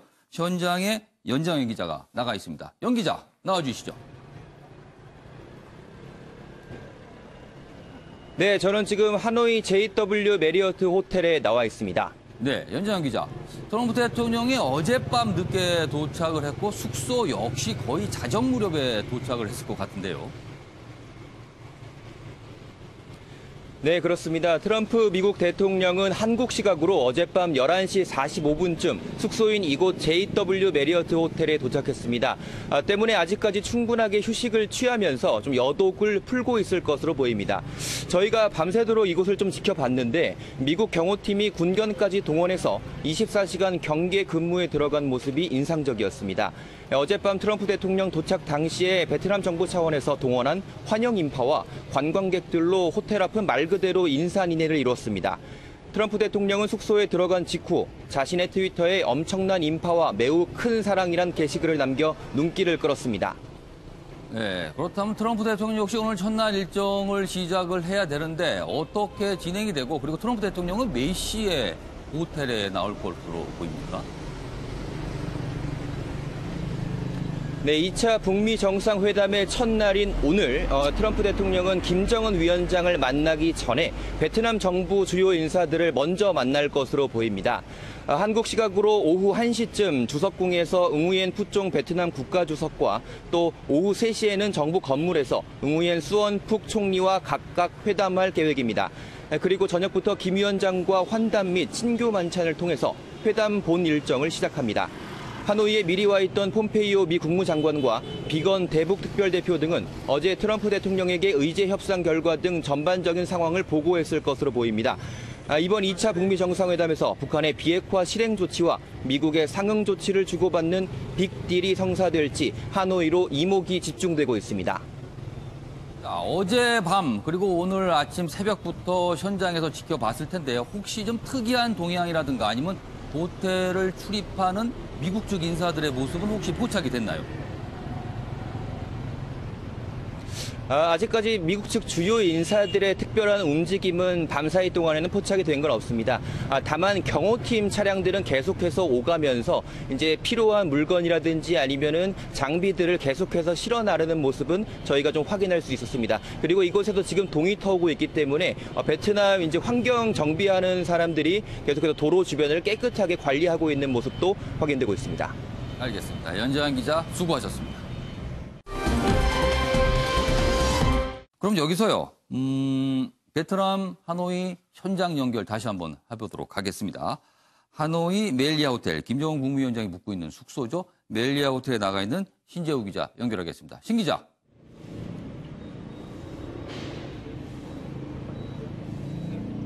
네, 멜리아 호텔에선 여전히 특별한 움직임은 포착되지 않고 있습니다.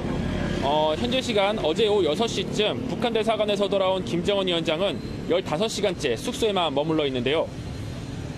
멜리아 호텔은 김 위원장 도착을 전후로 극도로 고조된 경계수 역시 여전합니다. 김 위원장이 지난해 6월 싱가포르 회담 때처럼 혹시 밤에 나와 이런저런 퍼포먼스를 할 가능성도 기대해봤지만 깜짝 이벤트는 없었습니다. 중앙조선통신은 김 위원장이 하노이에 도착한 뒤 멜리아 호텔에서 미국 실무대표단의 보고를 받았다고 전했습니다. 어제 오전 11시에 이곳에 도착해 북한 대사관을 방문하기 직전인 오후 5시 사이에 보고를 받은 것으로 보이는데요. 노동신문도 같은 내용을 보도하면서 류용호 외무상, 최선희 외무상 부상, 김혁철 특별대표 등이 김 위원장에게 보고하는 사진을 게재했습니다.